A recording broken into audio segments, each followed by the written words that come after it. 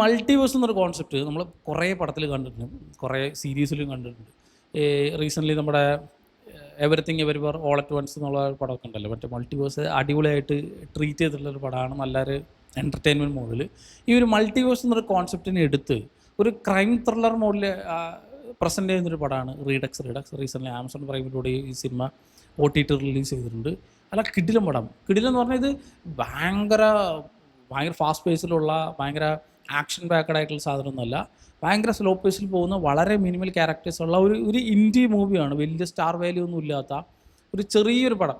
പക്ഷേ എനിക്കത് ഭയങ്കരമായിട്ട് കണക്റ്റായി, ഭയങ്കരമായിട്ട് ഇഷ്ടമായി. ഈ സിനിമ ചർച്ച ചെയ്യുന്നത് ഒരു മകള് കൊല്ലപ്പെട്ട ഒരു അമ്മ, ആളുടെ ഒരു വെഞ്ചൻസാണ്, ഒരു റിവെഞ്ചാണ്. ഇപ്പോൾ മകളെ അബ്ഡക്റ്റ് ചെയ്തു അല്ലെങ്കിൽ തട്ടിക്കൊണ്ടുപോയി ഒരാൾ കൊലപ്പെടുത്തി.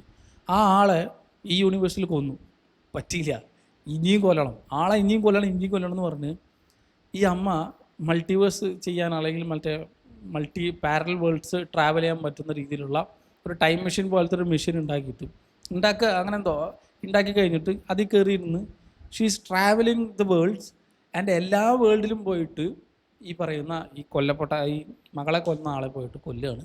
സോ കൊന്ന് അറൗണ്ട് ഒരു 1000ഓളം വേൾഡ് ഈ ഒരു സ്ത്രീ ട്രാവൽ ചെയ്ത് ഈ സാധനം റിപ്പീറ്റ് ചെയ്ത് she is obsessed with this revenge. ആള് ഇത് തന്നെയാണ് സ്ഥിര പരിപാടി. സോ അങ്ങനെ പോകുന്നൊരു ക്യാരക്ടറിൻ്റെ ലൈഫിലേക്ക് വേറൊരു പെൺകുട്ടി കയറി കിടന്നു വരുന്നതും തുടർന്ന് നടക്കുന്ന കാര്യങ്ങളൊക്കെയാണ് സിനിമയിൽ മെയിനായിട്ട് കാണിച്ചു തരിക. ആൻഡ് ഈ ഒരു കോൺസെപ്റ്റിനെ കൂടുതൽ പറ്റി അമിതമായിട്ട് ഡീറ്റെയിൽ ആയിട്ട് ചർച്ച ചെയ്യാൻ, ഇപ്പോൾ മൾട്ടിവേഴ്സ് സിനിമയിൽ തന്നെ ചർച്ച ചെയ്യുന്നുണ്ട്. 2 ക്യാരക്ടേഴ്സ് അങ്ങോട്ടും ഇങ്ങോട്ടും പറയുമ്പോൾ മൾട്ടിവേഴ്സ് എന്താണെന്നുള്ളത് ഡീറ്റെയിൽ ആയിട്ട് അവർ പറയാൻ ശ്രമിക്കുന്നില്ല, കാരണം അതിനുള്ള ആവശ്യമില്ല. നമുക്ക് ഏകദേശം ഒരു ഐഡിയ ഉണ്ട്.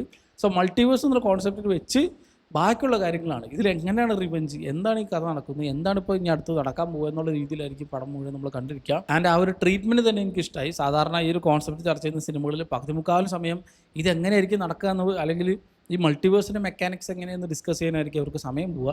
പക്ഷേ ഇതിലങ്ങനെയല്ല, അതൊരു ഭാഗം മാത്രമാണ്.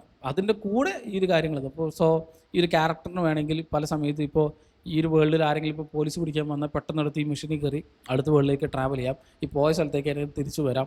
അതിൻ്റെ ആ ഒരു മെഷീന് കുറേ മെക്കാനിക്സിൽ കുറേ പ്രശ്നങ്ങൾ വരും. സോ അതൊക്കെ ഇങ്ങനെ ഈ ഒരു ക്യാരക്ടർ കൈകാര്യം ചെയ്യും. അതിനോടൊപ്പം തന്നെ ഈ സ്ത്രീ ഇങ്ങനെ ട്രാവൽ ചെയ്ത് പോകുന്ന മൊത്തം ഏതെങ്കിലും ഒരു വേൾഡിൽ ഈ മകൾ മരിക്കാതിരിക്കുമോ എന്നത് അറിയാൻ വേണ്ടിയിട്ടാണ്. പക്ഷേ ഒട്ടുമിക്ക സമയത്തും ഈ സ്ത്രീക്ക് കിട്ടുന്നത് നേരെ ഓപ്പോസിറ്റ് ആയിട്ടുള്ള അനുഭവങ്ങളാണ്.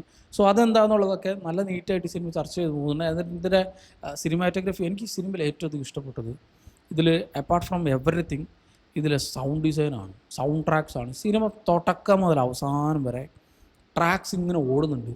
ആരാണോ ഇപ്പോൾ മ്യൂസിക് ചെയ്തത്, അതായത് ഇങ്ങനെ എലിവേറ്റ് ചെയ്ത് സാധാരണ ഒരു സീൻ, ഒരു നോർമൽ വെറുതെ ഒരു ക്യാരക്ടർ ഇങ്ങനെ ഒരു ക്ലിഫിക്കോടെ ഇങ്ങനെ കാർ ഓടിച്ച് പോകുന്നുണ്ട്. പക്ഷേ സൗണ്ട് ഡിസൈൻ പൊളി, ഒരു രക്ഷയില്ലാത്ത, ബാക്ക്ഗ്രൗണ്ട് സ്കോറുകളെല്ലാം കിഡിലിനായിട്ട് വർക്കായിട്ടുള്ളൊരു പടം.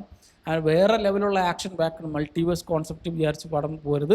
ആ ഒരു കോൺസെപ്റ്റിന് വെച്ച് ഒരു നല്ലൊരു ക്രൈം ത്രില്ലർ മോഡിൽ പോകുന്നൊരു നീറ്റായിട്ടുള്ളൊരു പടം തന്നെയാണ്. തീർച്ചയായിട്ടും കണ്ടുവെക്കാം. ആമസോൺ പ്രൈം വീഡിയോയിൽ ഇടുന്നുണ്ട്. റീഡക്സ് എന്നാണ് പേര്. കണ്ടവരുണ്ടെങ്കിൽ സിനിമ പറ്റിയുള്ള നിങ്ങളുടെ അഭിപ്രായം എന്നുള്ളത് കമൻറ്റ് ചെയ്യാം.